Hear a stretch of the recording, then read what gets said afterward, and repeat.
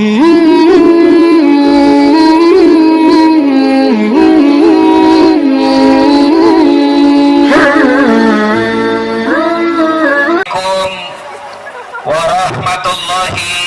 wabarakatuh.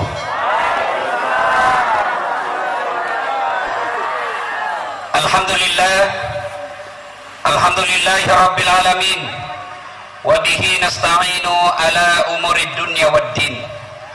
Ashhadu an la ilaha illallah wa ashhadu anna Muhammadan abduhu wa rasuluh. Allahumma salli ala sayyidina Muhammad wa ala alihi wa sahbihi ajma'in. Amma ba'd. Faqad qala Allah subhanahu wa ta'ala fi kitabil karim wa huwa asdaqul qailin. A'udzu billahi minasyaitonir rajim. Bismillahirrahmanirrahim.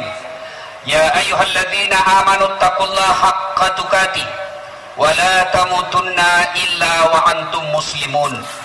Wahai orang-orang yang beriman, bertakwalah kalian kepada Allah dengan sebenar-benarnya takwa, dan janganlah kalian mati kecuali dalam keadaan beragama Islam. Ayat ini tiap Jumat khatib bacakan. Tidak sah khutbah Jumat apabila khatib tidak membaca ayat ini. Jangan kamu mati. Seolah-olah ayat ini tidak masuk akal. Jangan kamu mati. Rasanya kita yang ngatur mati, padahal mati itu bukan kita yang ngatur. Jangan kamu mati. Seolah-olah mati itu saya yang tentukan, padahal kematian itu bukan kita yang tentukan. Jangan kamu mati. Tentara mati, polisi mati, dokter mati, bupati, Wakapolda, Kapolres, ibu-ibu, ustadz, belakang sedikit,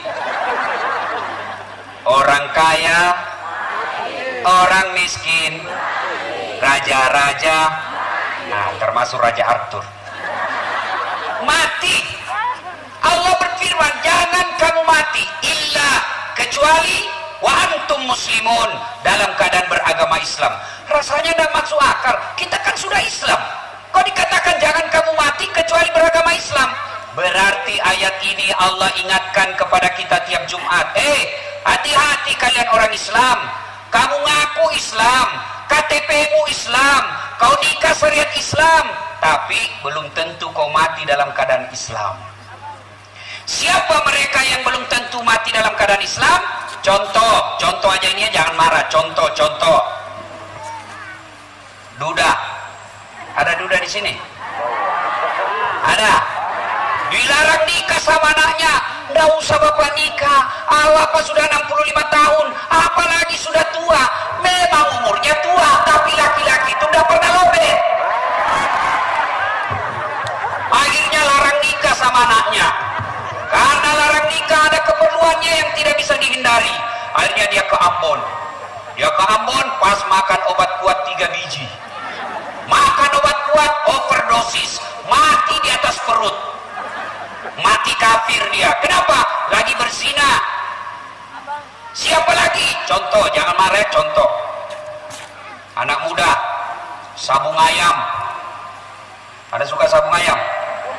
Sabung ayam didapat sama polisi, kejar sama polisi, tembak peringatan, masih lari, tembak ke atas kedua kali, masih lari, tembak ketiga kalinya, masih lari. Akhirnya apa? Tembak kakinya, kepalanya dia kena. Di polisi India, bukan polisi Indonesia. Pernah saya tanya polisi, Pak, kenapa itu bapak tembak kakinya, kok kepalanya dia kena? Dia bilang, soalnya dia jongkok, Ustaz. Mati kafir. Kenapa? Dia mati dalam keadaan berjudi. Contoh lagi, jangan marah ya, contoh. Pedagang, ada pedagang di sini? Oh, biasanya orang Bugis itu kuat berdagang. Banyak orang Bugis sini? Mana-mana saya ketemu orang Bugis.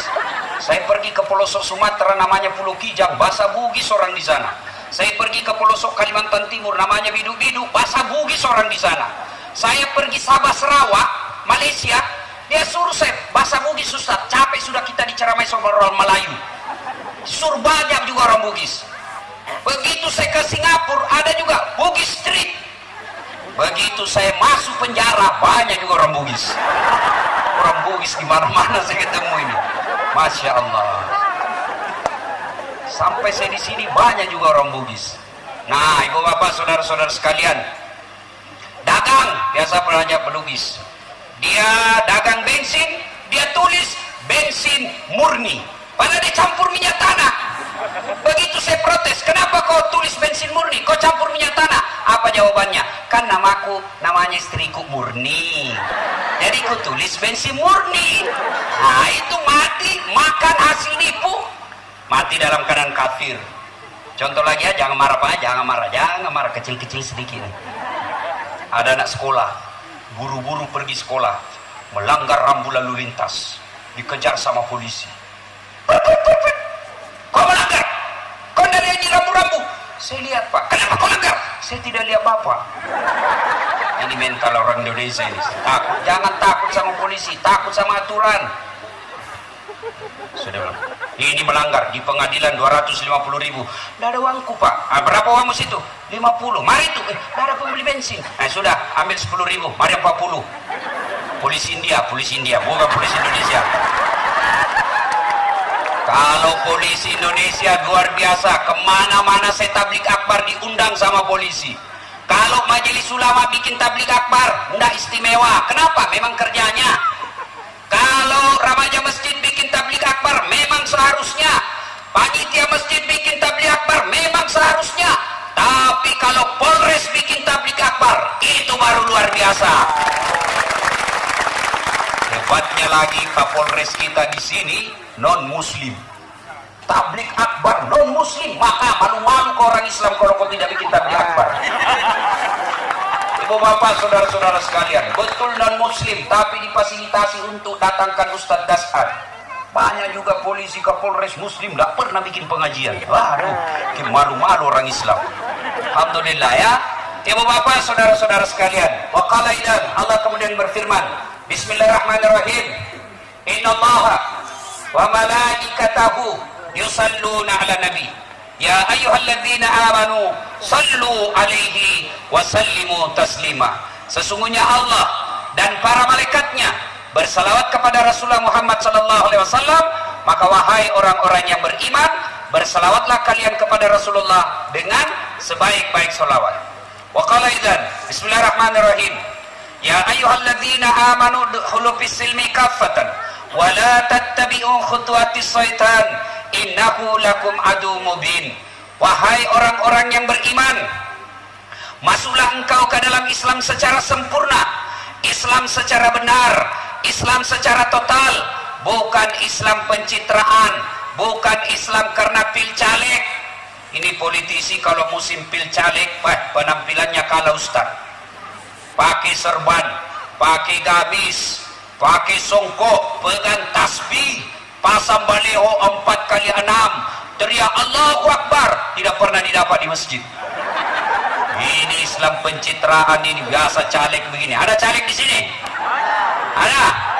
Saya sepanjang pelabuhan sampai tadi di hotel, macam-macam fotonya caleg saya lihat. Ada yang kasih takut matanya Pak begini. Gak jelas mereka Pak. Ada lagi bikin foto.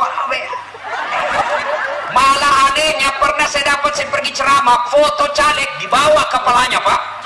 Ya kita kan foto kepala di atas, ini di bawah kepalanya. Baru dia tulis siap jungkir balik untuk rakyat. Keren. Bukan tipu. Ada caleg di sini? Ada. Alhamdulillah kalau caleg hadir pengajian.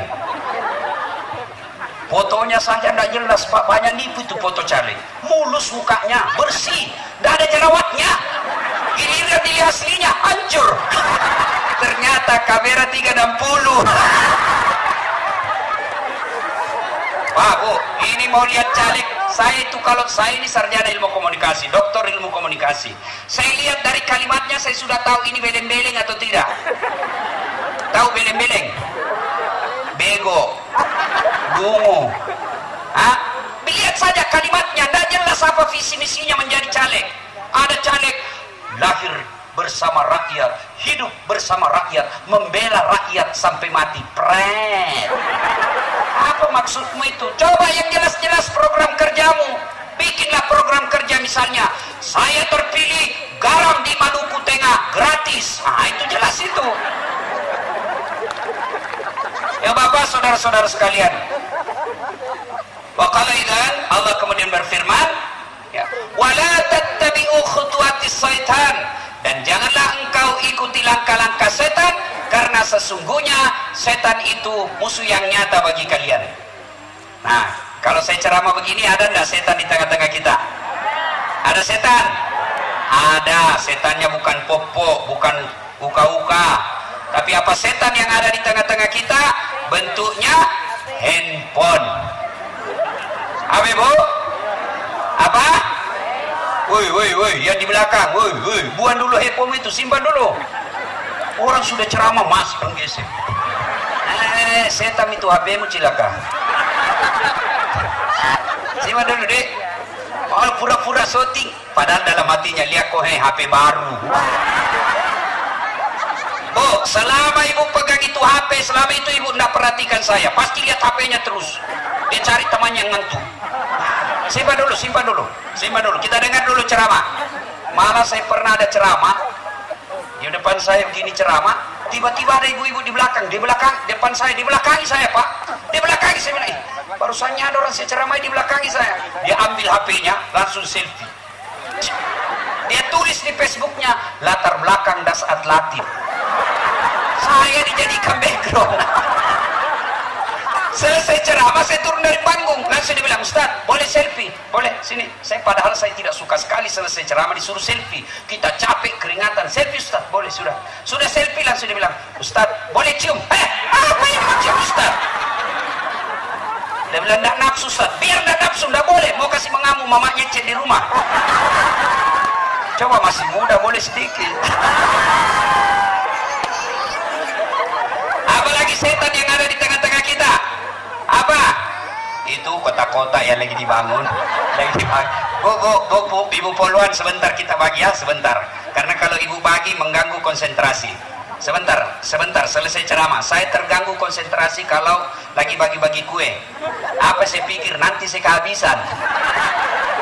Simpan dulu Bu ya, simpan. Insya Allah mereka datang tablik ini bukan dengan untuk jadi kota-kotanya, tapi mau dengar ceramah. Iya Bu? Betul? Nah, maka ibu-ibu poluan tidak usah bagi lagi ya.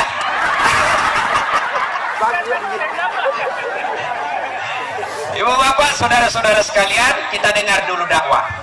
Bapak Wakapolda yang saya muliakan beserta seluruh jajarannya, Bapak Bupati yang kami muliakan, Bapak Ketua Majelis Ulama Indonesia yang kami muliakan, serta seluruh hadirin dan hadirat yang insya Allah dimuliakan dan dirahmati oleh Allah Subhanahu wa Ta'ala. Suatu kali Nabi kumpul sahabat. Nabi lalu bertanya, atadruna manil muflis? Saudara-saudara sekalian, siapa di antara kalian yang tahu yang bangkrut nanti di akhirat, pailit nanti di akhirat? Ada sahabat angkat tangan. Yang tidak sholat ya Rasul. Nabi katakan, dia sholat 5 waktunya bagus, sunnah-sunnahnya lancar. Yang tidak puasa Ramadan ya Rasul, dia puasa Ramadan Senin Kamis lancar.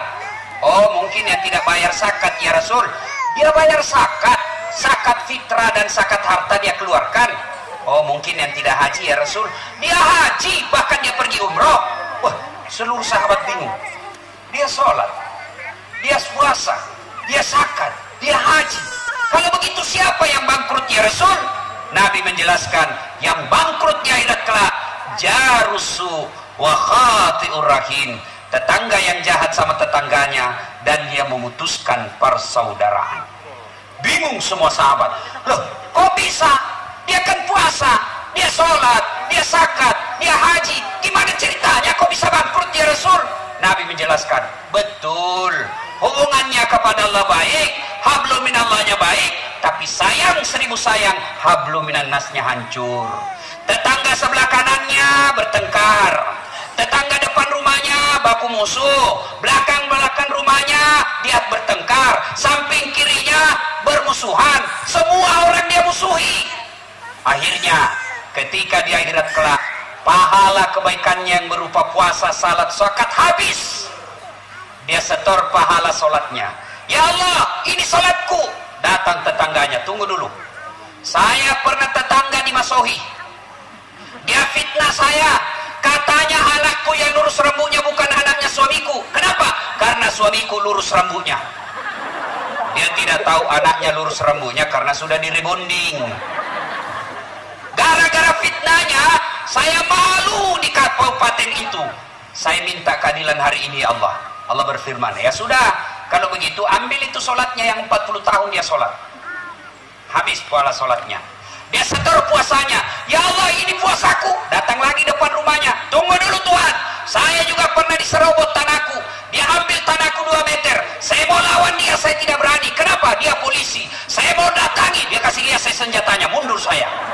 Begitu saya mau lapor di polisi, temannya juga polisi. Mas Rama, bukan polisi Indonesia, polisi India. Saya minta keadilan. 7 tahun saya bertetangga, setiap hujan banjir saya punya rumah. Kenapa? Saya tidak punya got. Diambil tanahku 2 meter. Allah berfirman, ya sudah, kalau begitu ambil puasanya 20 tahun.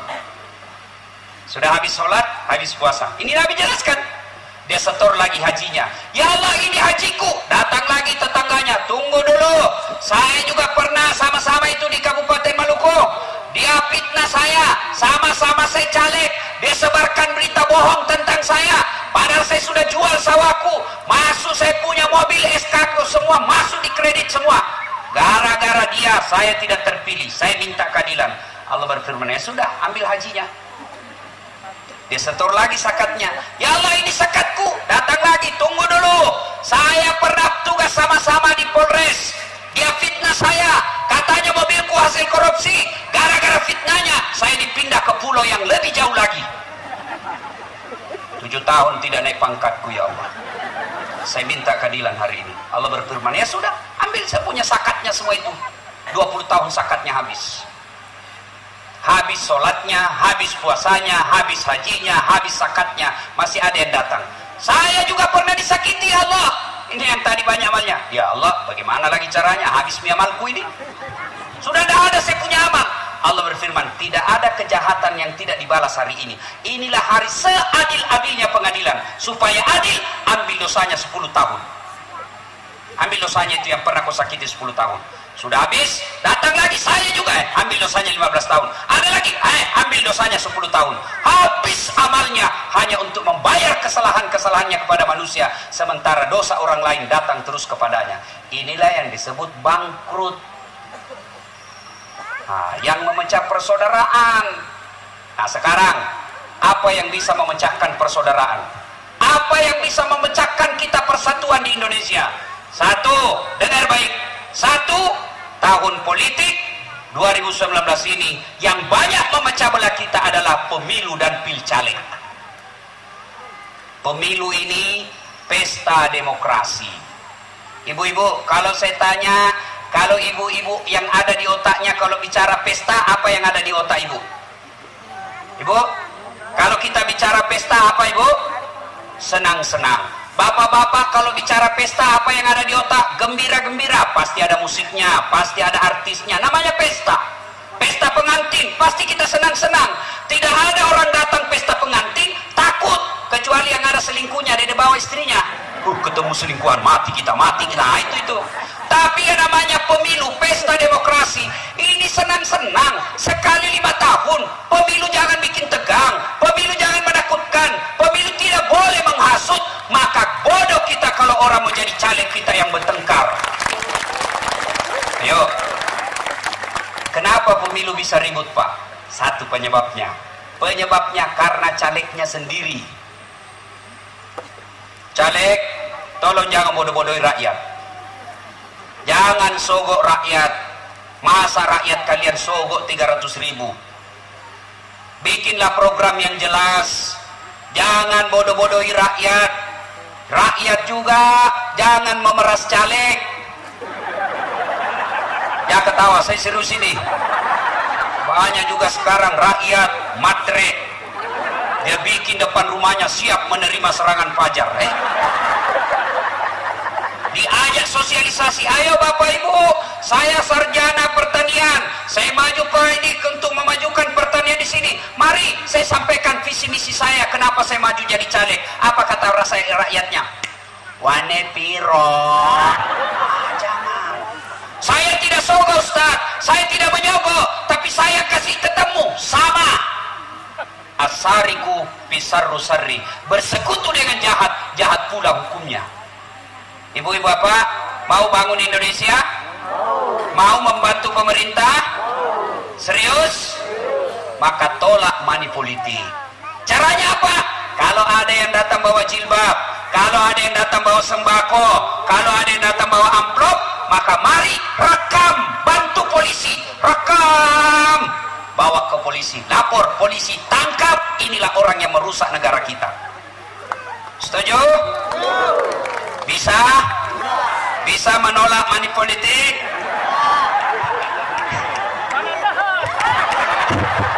Bisa Bu? 100.000 bisa, 500.000 bengkok mukanya. Nanti caleg terpilih sudah habis uangnya 2 miliar. Ibu tidak pernah lagi didatangi, tidak pernah lagi datang ke desanya bapak, tidak pernah lagi datang kepada saudara ibu. Kita protes, kenapa itu caleg dulu baik betul, sekarang tidak pernah lagi datang sama kita.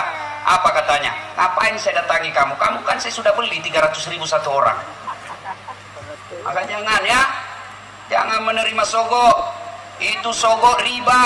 Riba itu dosanya kata Nabi, paling kecil dosa riba, dia perkosa ibu kandungnya.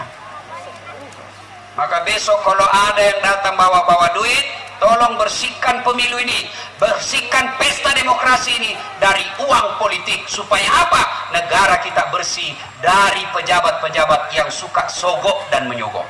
Setuju? No. Yang kedua, yang bisa rusak pemilu kita apa? Tim sukses. Ada tim sukses di sini? Ini biasa tim sukses itu kontraktor. Supaya kalau menang dapat proyek. Pak, habis saya punya itu Pak, kalau bisa ada penunjukan langsung Pak. Ada kontraktor di sini? Pernah dengar ceritanya kontraktor di akhirat? Pernah Bu? Jadi ini di akhirat SMS-an lah, ini penghuni surga sama penghuni neraka. Dia bilang penghuni surga, bagaimana kabarmu di situ Mas Bro? Dia bilang tidak ada enaknya di neraka, di blender terus kita. Tidak ada pemanasan, menderita terus. Kata penghuni neraka, kamu bagaimana kabarmu di surga? Dia bilang, Masya Allah, untung kami baik waktu hidup. Sekarang kami di surga, 1 laki-laki 7 bidadari. 7 Pak, 7 bidadari. Dan tidak pernah kentut. Dan sama istri kita di rumah 11 kali kentut 1 hari. Ini bidadari suci terus Pak. Sampai-sampai ada ibu-ibu bilang sama saya, Ustaz, betulkah itu Bu? Ustaz, 1 laki-laki 7 bidadari. Betul Ibu. Boleh kasih berdoa nanti Ustaz? Ya Allah, janganlah engkau berikan bidadari suamiku di akhirat, cukuplah aku bidadarinya dunia akhirat. Saya bilang, ini Ibu sudah siksa suaminya di dunia, mau lanjut lagi di akhirat.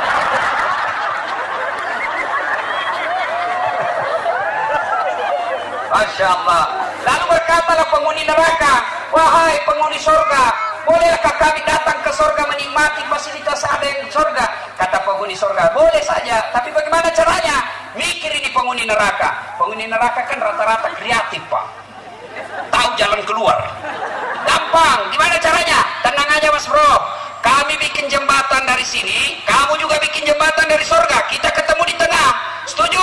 Setuju. Lelang proyek, keluar pemenang tender. Waktu pekerjaan 3 hari. Hari pertama jembatan dari neraka sudah selesai 50%. Hari kedua selesai 7%.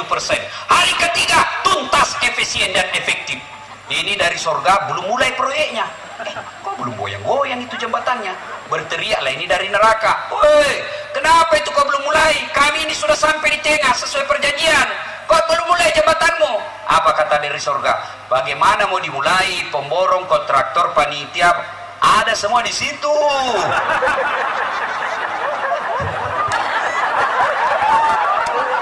Di sini cuma imam masjid yang dapat hadiah. Udah tahu dia kalkulator.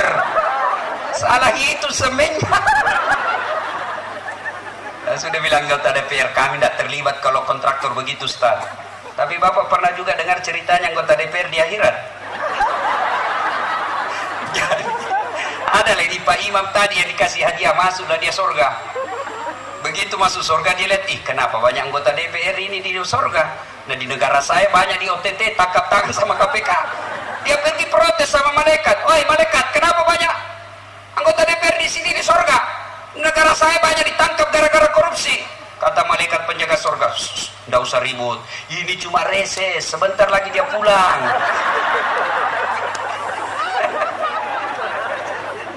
Ya Bapak, saudara-saudara sekalian, ayo tim sukses, jangan merusak negara kita.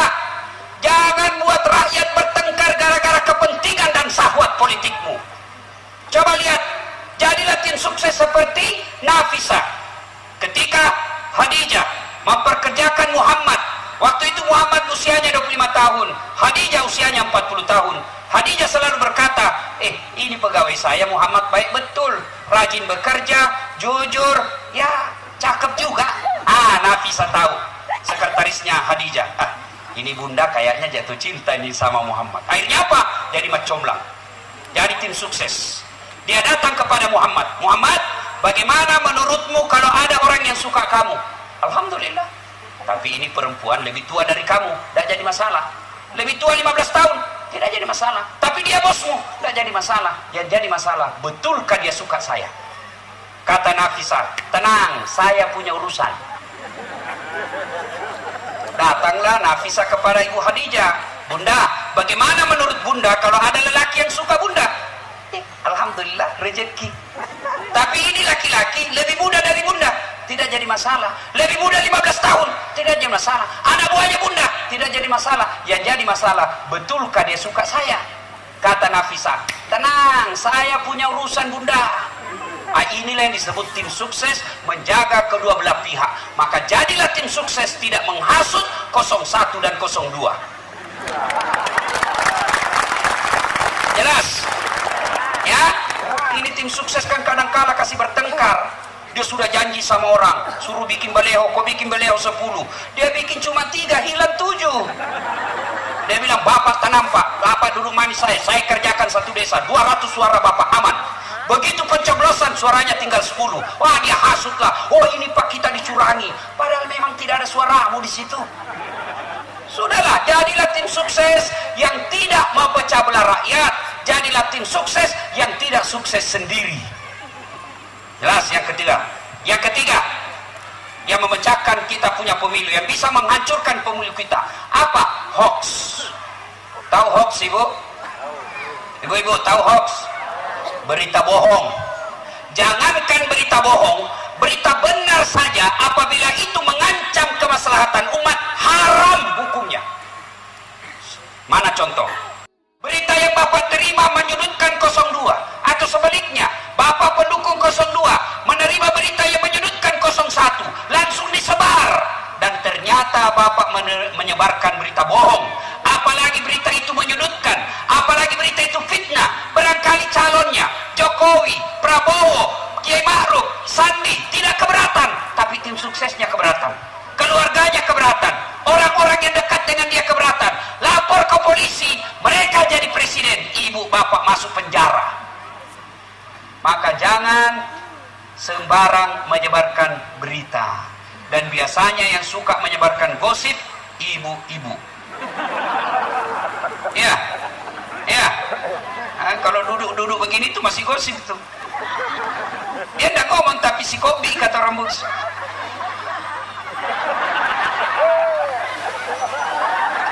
Ustadz aja dia gosip. Itu lagi Ustadz Dasar. Itu juga bajunya waktu di TV One. Ini. Ada tukang gosip di sini? Ada? Motor lolos, mana tidak ada. Nggak serasinya itu bajunya. Dia bilang, iyo kayak umbul-umbul. Satu lagi lewat lagi, apa? Lipstiknya palsu. Kenapa kau tahu? Melengket di giginya. Semua dia gosip. Nah ibu bapak, saudara-saudara sekalian, nilai merusak pemilu kita, ya. Tim suksesnya, calegnya, kemudian berita hoax, dan yang keempat yang bisa merusak pemilu kita adalah orang-orang yang diberi amanah untuk mengurus pemilu. Masuklah diantaranya KPU, Panwas, ASN, tentara, polisi. Mari jadilah hakim, jadilah wasit, jadilah pengawas pemilu yang sebaik-baiknya, jadilah penyelenggara pemilu yang sebaik-baiknya. Bapak curang dalam pelaksanaan pemilu, maka seluruh rakyat Indonesia mendoakan Bapak laknat 7 turunan. Maka pemilu ini bisa rusak kalau wasitnya tidak jujur, wasitnya tidak adil.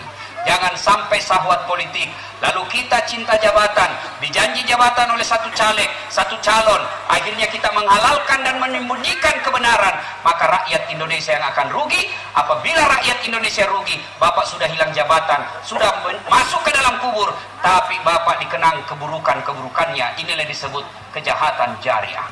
Nauzubillah min dzalik. Yang pertama, yang bisa merusak persaudaraan, pemilu. Yang kedua, apalagi yang bisa merusak persaudaraan kita? Apa? Sangka buruk. Sangka buruk, berbaik sangkalah. Saya dalam sehari-hari banyak menerima curhatan rumah tangga. Jangankan Republik Indonesia, dalam sebuah rumah tangga, organisasi kecil berupa rumah tangga bisa rusak gara-gara sangka buruk. Contoh, ibu telepon suami, telepon suaminya tidak diangkat, telepon 2 kali tidak diangkat. Kebetulan ini Bayangkari, ditelepon suaminya 2 kali tidak dijawab, mulai curiga. Pasti pergi lah gitu sama teman ceweknya itu. Ini sangka buruk.